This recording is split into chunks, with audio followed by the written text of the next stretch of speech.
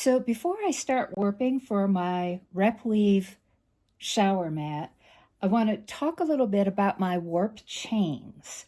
So I made 3 warp chains for this pattern, and each one is made with a cross, like warp chains always are, so that you can more easily keep the threads from tangling by keeping them in order as you manipulate the different warp ends.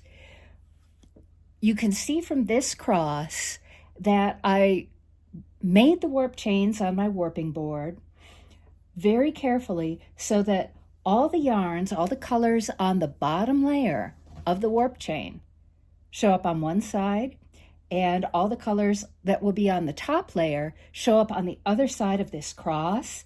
This allows me to know that I am carefully and correctly threading every single one of these 520 warp ends in the correct order, which is a really big deal for making the pattern turn out the way I expect it to, so there are no surprises. And I'm carefully wrapping this ponytail tie around the cross, because if I lose the cross, bad things will happen. It will be very bad.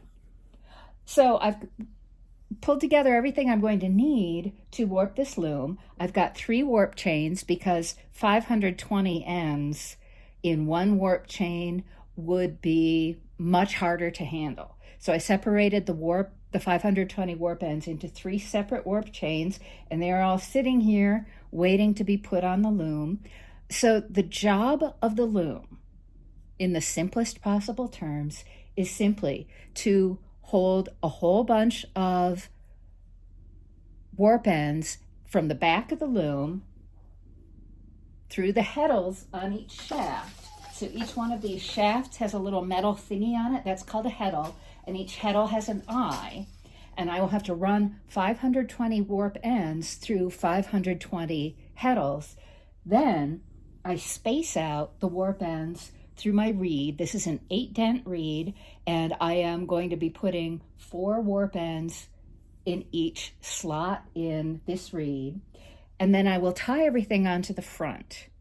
Now, obviously, no matter how good you are at making a warp chain, your ends are all going to come out slightly different in length. And what the loom does, what the warping process does, in this case, I'm going to attach everything at the back. I'm going to run each of these 520 ends through a heddle. Then I will run it through the reed. And when I get everything beamed, when I get the warp ends beamed, and I'll explain that process in a moment, I will be able to tension everything evenly, and any unevenness in the lengths of the warp ends will not matter. What really matters is that every thread is under the same amount of tension when I weave. Because if I've got, let's say, one droopy warp end anywhere in this process, every time I raise the shafts, that droopy warp end is going to hang down, perhaps just enough so that my shuttle goes over it when it should go under it, or vice versa. And that's a bad thing. That makes a mistake in the weaving. So the loom's whole job is to hold everything under tension. It's just a box to hold things under tension. And then the shafts raise certain threads when I press the treadles and lower them when I don't press those treadles.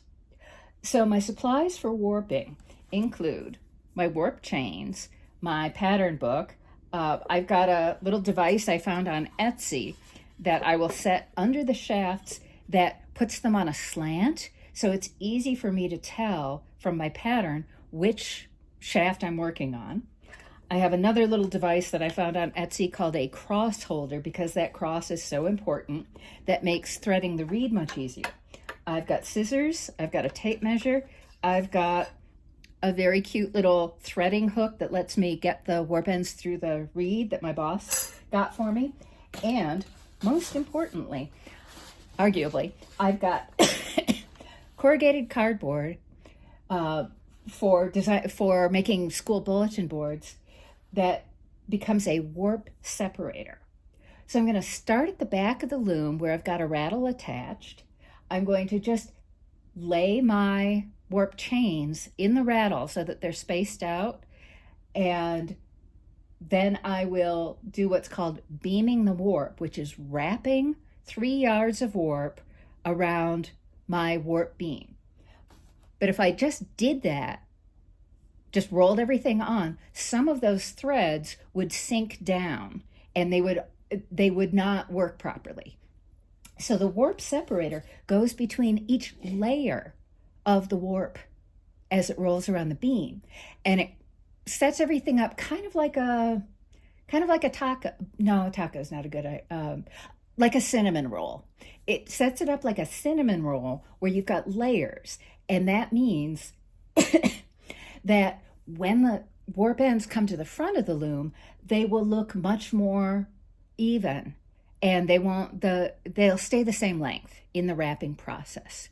So that's a quick overview of warping, and I'm guessing it's going to take me, because this is a lot of warp ends, because rep always has a lot of warp ends.